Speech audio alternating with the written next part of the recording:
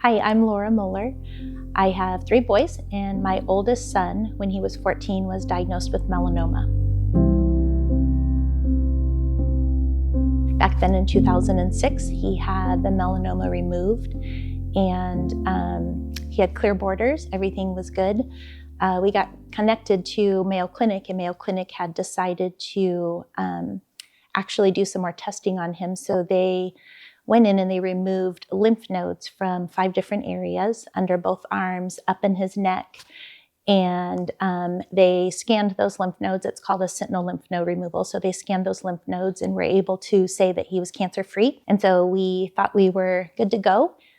He continued to get skin checks every 6 months from then until 10 years later. 10 years later, he thought that one of the incision sites where they removed the melanoma was bothering him. And so he had lifted his arm up to show me. And when he lifted his arm up, I realized that he had a mass under his arm that was about the size of half of a baseball. So you could see that huge tumor under his arm. And so his melanoma was on the right side upper chest, and that was his right underarm. And so at that point, I had a feeling that it was back. So we quickly called the doctor, and he went that very next day. And basically at that point, they were like, yeah, we think you have cancer again. They thought it was probably lymphoma. After some testing, they realized it wasn't lymphoma, it was actually melanoma. And so he went back to the Mayo Clinic and had all of the lymph nodes removed from under the right side of his arm. Again, then they did some testing, they did some PET scans and CAT scans after that was done, and they were able to confirm that there was no evidence detected. So meaning that they couldn't find any more cancer. To be preventative, they were going to start him on some immunotherapy. And a few weeks after they started on that incision site, we found another lump there. And so they tried to see if it would drain or whatever, but they realized quickly that it was melanoma. Again, melanoma had popped back to the outside of his skin. So they went back in and removed all of that. Again, they did PET scans and CAT scans and were able to say that he was cancer-free. So he had got some radiation under his arm just to be sure that it wouldn't spread. At that point, he is now 24 years old. So he's 24 years old. And so their assumption was they would be able to cure his cancer. And they asked him if he would like to plan for the future, like, be prepared to have babies, because he was going to get some intense radiation. And he decided not to. So that was okay. That was his decision.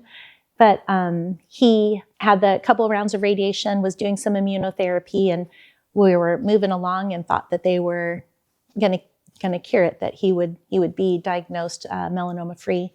So had PET scans, CAT scans, they were all clear. We ended up attending church service, and while we were at church service, this is maybe 30 days after that next surgery and radiation, I noticed while we were there, he was coughing, just like a small cough all throughout church. And I had mentioned, like, have you been sick? Maybe you should go to the doctor. And he was like, yeah, I haven't been feeling well, kind of short of breath. So didn't think much of it. But that night, I woke up in the middle of the night and knew, like, I think that it's in his lungs. And so we scheduled an appointment. We had an appointment that morning after the next morning. So that was Sunday. On Monday morning, we had an appointment. They squeezed us in to get a scan of his lungs. And probably 2 hours after leaving there, they called back and said they stopped counting at 150 tumors. So we began really fighting at that point. He was scheduled for multiple rounds of radiation. He started some stronger medication, and we really started to fight that cancer at this point. So the medication he was on did shrink the tumors, and he was started more rounds of radiation, and they were just blasting his lungs. And so that did keep that cancer at bay for quite a long time. He was on and off different trial medications, and he would lose his eyebrows. He would vomit uncontrollably. He multiple side effects from those medications, severe fatigue, body aches, just all kinds of different side effects. But he was able to keep working. So he worked throughout that entire time. So he worked with kids with disabilities. He was a registered behavior therapist. So there would be multiple days where he would maybe have to have a drain to drain some fluid off of surgery sites, and we would wrap that up and he would go to work. He would have to carry one of those throw-up bags that you get at the hospital with him everywhere he went because he would be vomiting uncontrollably, but he still went to work. So he literally was my hero through all of this. So he ended up battling, different side effects and keeping the cancer at bay. He would have scans and radiation and do the different medications and all throughout, the next couple of years. And so we were able to keep the cancer at bay for about 3 years. 3 years into the fight, he had a tumor that came from inside his lungs to the outside of his lungs. And so it was causing a lot of pain. So we started some radiation again. So by this time, he's had more than 30 doses of radiation. So they were radiating that. So he was going through another round of lung radiation. About halfway through that round of lung radiation, he came out from his session and he was just like green and just shared how bad his head hurt. In that moment, I knew that it was in his brain. And so we quickly had a brain scan done, and they, again, found 50 tumors in his brain. And so basically the plan was to finish the lung radiation and transition quickly to full brain radiation. So we did that, and we were, in the process of doing all of those things. I should say all throughout, like his fight, he didn't live like he was dying. He lived like he was living. So he was just a light in his community. He continued to work almost the entire time he was fighting cancer. He was just literally my hero. But a Bible verse that we talked about all the time is, "You turn my mourning into dancing." And so we would talk about, when you get those hard diagnoses, take that day and mourn it. But you have to choose joy. Like, you've got to get up the next day and you've got to show people who you are, and you've got to show people that they matter, and you have to be part of community. So he did that the entire time. So when we found out that it had spread to his brain, he went through about half of the round of radiation then, and he had a lot of vomiting. He had a lot of side effects. The pain was uncontrollable. He was having a hard time walking or driving. And so we ended up needing to go and be admitted into the hospital. So he was admitted into the hospital. We knew when they started that he had about 50 tumors in his brain. And so they redid a brain scan and found that all of those tumors, even with that full brain radiation, had doubled in size and more than doubled in numbers. They also couldn't count how many tumors were there at this point. And so they switched his dose of radiation to the most intense radiation that they could give him. He had to have a physicist down with him and a doctor with him at all times. And so they switched that radiation and really upped the dose. And we thought that was working. So I can remember it was a Friday night. He was doing a little bit better. We got Thai food. We were hanging out, and he was supposed to be coming home the next day. So I left that night. His sweet girlfriend walked me out that night and shared with me in that moment that she was super sorry that she wasn't there. She wasn't feeling well because she was 8 weeks pregnant. So I left that night. I went home, got the house ready for him to come home to be able to care for him.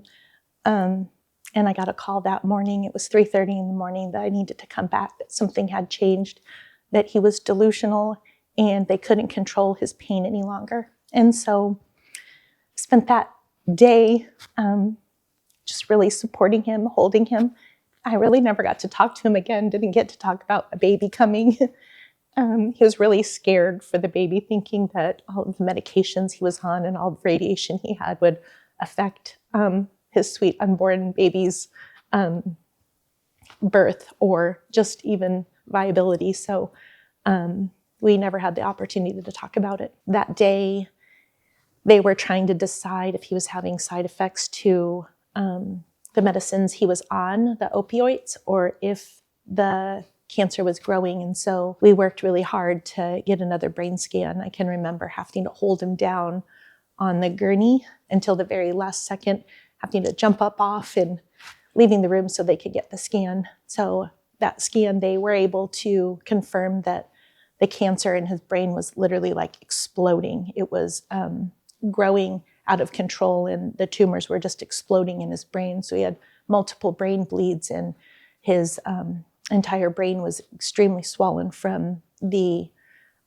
radiation that he had had. And so we met with different oncologists, radiation oncologists, neurosurgeons, to try to make a quick decision if we were going to relieve the swelling in his brain or if we were going to stop treatment. And so that was one of the hardest decisions I ever had to make. At that point, I had to decide that if it wasn't going to be for him, that I didn't want to do anything else to him. So we stopped the treatment that he was on. They had him on life support, and we kept him on life support until we could get family there to say goodbye to him. My youngest son had just gone away to college, so we went and got him, brought him home, and so he could say goodbye to him. So that's Austin's story. So now we have a baby coming. Austin passed away about 7 days after that, and then we had to transition to we have a baby coming. Everything went great during her pregnancy. There was no side effects to the medications, and she was strong and healthy. She was due in April. Austin passed away August of 2019, and the baby was due in April. Something inside of me told me that the sweet little girl was going to be born on his birthday. So March, Austin's birthday is March 21st, so I can remember going to sleep March 20th and just worrying about what tomorrow would be like, what the next day would be like. How do you celebrate someone who's not here? What do you do? How am I going to be? So I think I probably fell asleep at about 2 a.m, and at 3:30 in the morning, I got a phone call from Haley, his girlfriend, that she was in labor. So quickly drove down, knowing it's Austin's birthday and sweet baby's coming. So my grandbaby, Austin's little girl, was born March 21st, 2020 on his birthday. And that Bible verse that Austin and I always talked about is just something that I think about constantly. You turn my mourning into dancing. A day that you would think that would be hard and I would mourn. I obviously do. But throughout Austin's cancer battle, I learned that mourning and joy aren't so far apart. They live together. So on that day where we often mourn Austin's birthday, we also have joy. We have his sweet little girl named Sunday. Yeah. With Austin, it's interesting because he's an adult. He had a job. He had a job that paid fairly well, but didn't have health care. So he was, when he was diagnosed, he was on my health care. And then as he got older, we had to pay more out of pocket. So just alone, that bill monthly was astronomical. So I think $1,500 a month just to have health care. He was on medications, trial medications that for the most part our health care covered, but some of the medications he was on were $160,000 a month. So the medical bills were just astronomical. And you think of all of that, like the medical bills and that, and just the different things that you need when someone is diagnosed with cancer. But the part that you don't often think about is we went to the doctor 300 times, when you're at the doctor and you have cancer, you check in the morning and you get your blood work done and you may get a scan done. And then a few hours later after those results come in, then you see a doctor. And so that doctor visit is a full day. So there's also, when you're diagnosed with cancer, you've got extra gas for your car. You've got, you're eating dinner and meals out more often because you're just trying to find a way to pass the time while you're 30 minutes from home. You can't run home. So you're just, you go out to lunch or you go out to dinner to just pass the time by waiting to get the next news. And so those expenses really pile up after a while. When we were approached about Ryan's Hope, Austin had already passed away. We had managed those bills and kept up with them. At one point I sold a car just so we had some extra money to pay some of the monthly bills, but we were able to keep up with that for the most part. But Ryan's Hope came in after Austin passed away, which was beyond a blessing because we had a baby coming. There was now just one income in their family. She had bills, Haley had bills that were coming up, whether that be car insurance or rent, that because of that financial help, we were able to step in the gap and support her as she was waiting for a baby to come. She, during her pregnancy, had preterm labor, so she had to stop working. So because of Ryan's Hope, again, we were able to step in the gap and make those monthly bills for her. So it was beyond a blessing for our family when we were already had used up our savings and the extra money we had supporting Austin while he was sick. Going through our struggle, I felt like there was two things that were just so important in being able to wake up and take a step the next day, and that was faith and community. So faith, knowing that the Lord is near to the brokenhearted, that I had faith and hope even when it was hard to see the light. I was able to focus on God's word, his truths, his strength. And two, community. I found that having a community of people that were able to, pray for us, lament alongside us, support us, having, financial help, and really just knowing that I didn't have to endure the pain and the grief and the suffering alone, that my faith came into play, that I knew that God grieved right alongside me. God hates death. God hates when we suffer, and I know that he grieves that. At times when I didn't feel the Lord was near, it was like he sent his people. So Ryan's Hope were those people. So that night specifically, we're a few months out after Austin passed away. We have joy that a baby's coming, but quite honestly, to lose a child is indescribable pain. And so sometimes there isn't comfort for that pain. You can't take it away, but just to feel seen and known. And that night was just amazing for my family to feel seen by Ryan's Hope, by the community of people that showed up.